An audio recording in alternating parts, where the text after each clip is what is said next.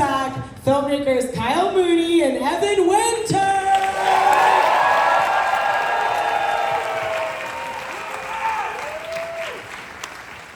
Thank you so much for sticking around, everybody. What do you say we bring out the cast of Y2K?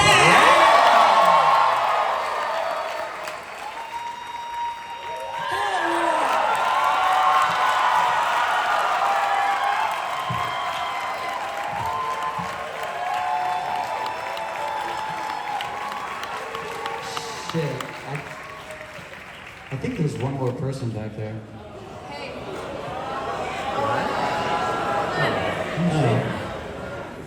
Oh, you're right. Yeah, who's it? He's so shy. I don't see anybody. So shy. Come on. Friday!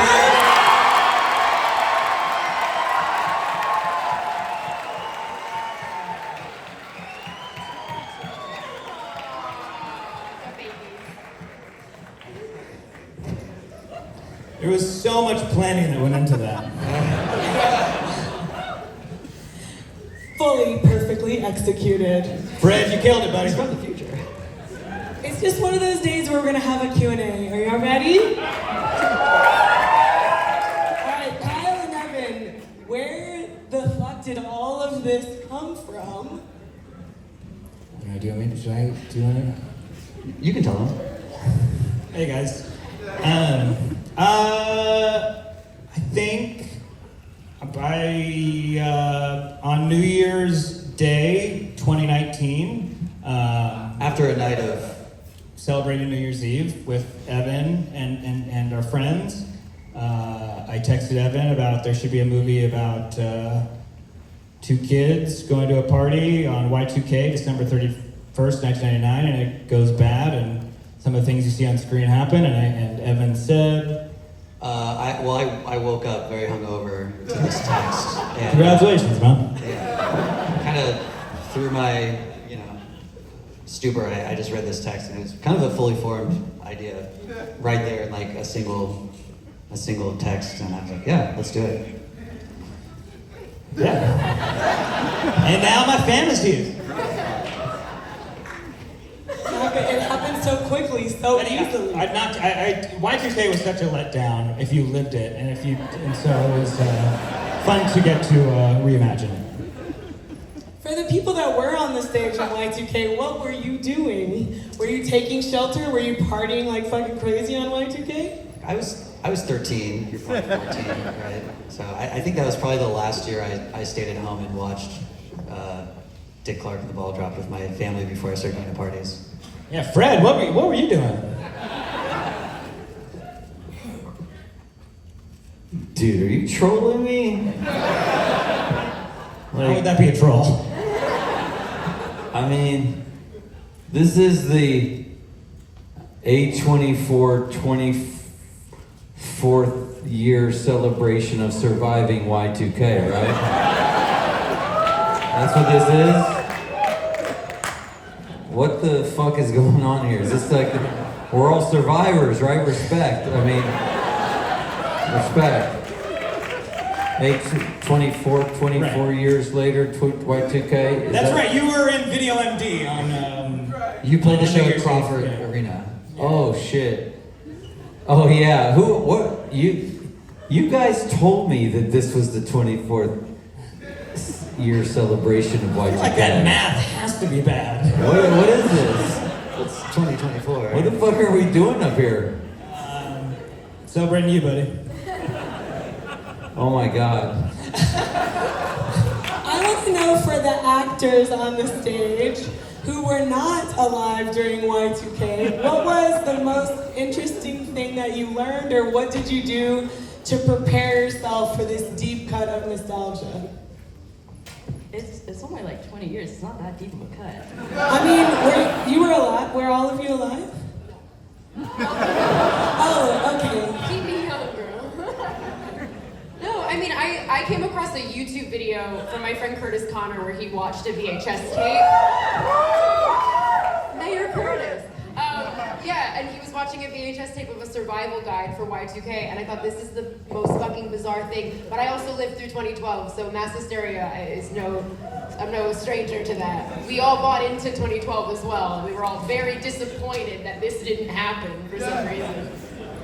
Yeah, the world's kind of in a perpetual state of ending, so I feel like it's not really that. It wasn't that foreign to be like, oh, the world's ending. I wonder how that would feel. So. I think I maybe meant more of the 90s vibes of everything. Oh. How much Limp Bizkit did you listen to? Or it was already your favorite band? Was that from you? Well, Fred knows this. I genuinely think you hung the moon, so it was not that hard. I used to listen to a lot of Limp Bizkit, and I never in a million years thought that that would like work out well for my career. And then I got this role, and I remember Kyle was like, hey, so you should probably like start listening to like some Limp Bizkit, because like you should probably know, some things about it. And I was like, bestie. So I already know. You don't have to get ready if you stay ready, So it was really fun. I like these nihilistic vibes. Anybody else? Were you just fully ready to dive in, or did you do anything to kind of prep up for your 90s vibe? Yeah, like read the script. Read the script, hung out with these guys, talked to Carl and Evan, and kind of just acted and stuff.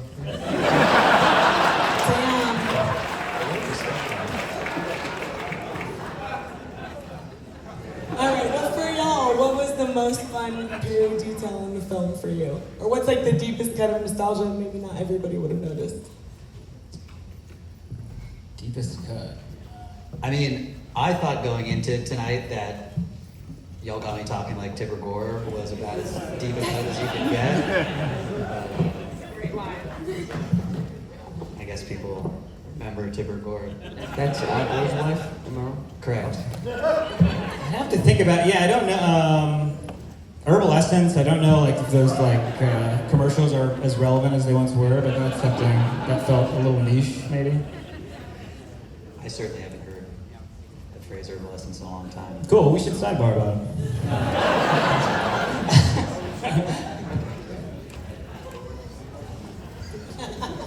Voice behind the This is screen really telling us to horrifying voice.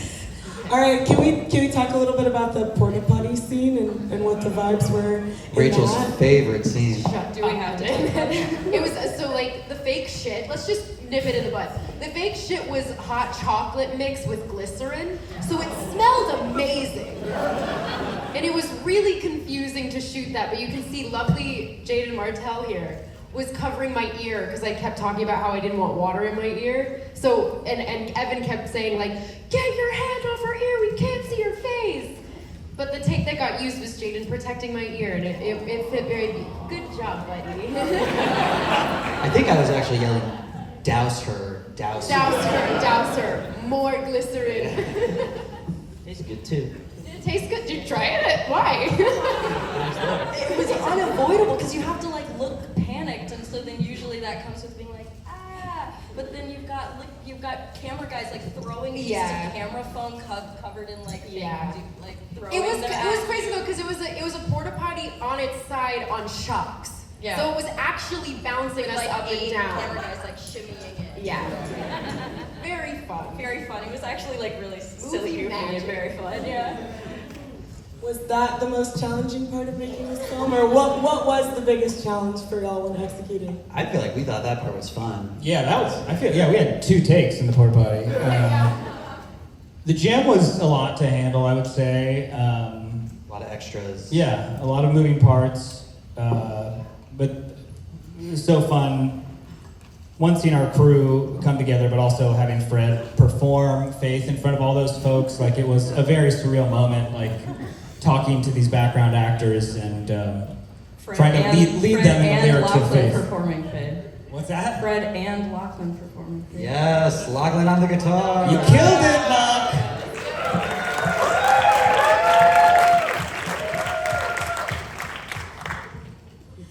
Okay, here's a good audience question.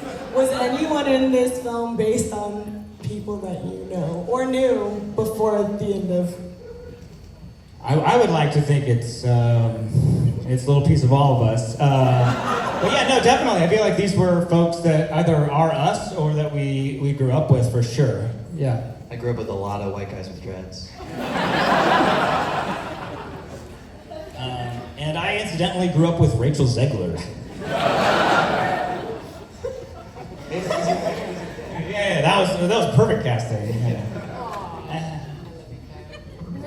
Yeah, no, we definitely like we're pulling from just folks that we used to see running around high school and stuff. Yeah. Captured it perfectly. Another audience question that someone thought that the edit was one of the most fun aspects. What was the process of working through putting all of this fun footage together? Well, we got Mr. David Marks in the house. Gotta shout out our editor, David Marks. And Matthew Miller, assistant editor. Stephen Fine, our post supervisor. Yeah, it was awesome. There was a lot of work, I would say. Like we were still finding the movie deep into the edit, so like there was writing happening up until I feel like 3 or 4 weeks ago, probably. Yeah. Hopefully it worked out. I think it was a lot of Kyle, myself, David sitting in a room, trying things. I think Kyle comes from a comedy world where I think you really are just honing the joke and refining it and working on scenes over and over. And so there's things that we tried that worked out on the first pass, and there are things that we thought were gonna work great and just didn't hit, in the first go, and it just like kept going and kept going. I will say like maybe goes without saying, but it makes it all so much easier when like these are the folks that you're working with and like everything is good. So like you just already know from moment one when you start watching this footage that it's going to turn out pretty awesome. So we were truly so fortunate to have these people like bring it to life and do a job that we couldn't have even dreamed of. Yeah.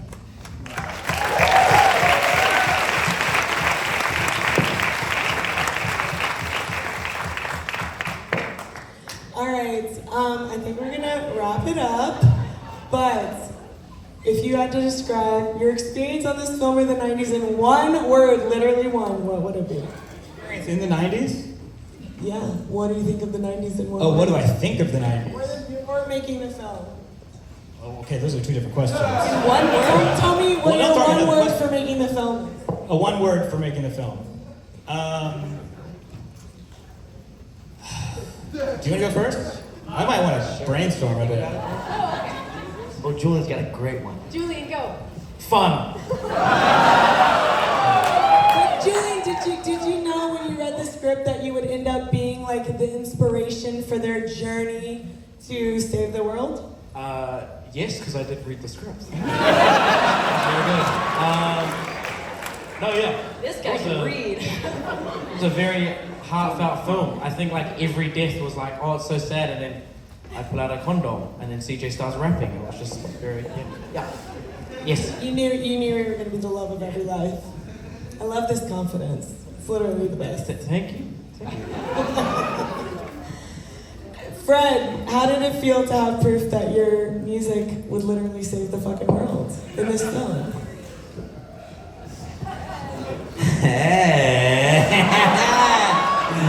Oh shit! Is this are you guys fucking with me? It's the 24th anniversary, baby! Yeah, 24th anniversary! We're survivors! Let's hear it! For Kyle and Evan! This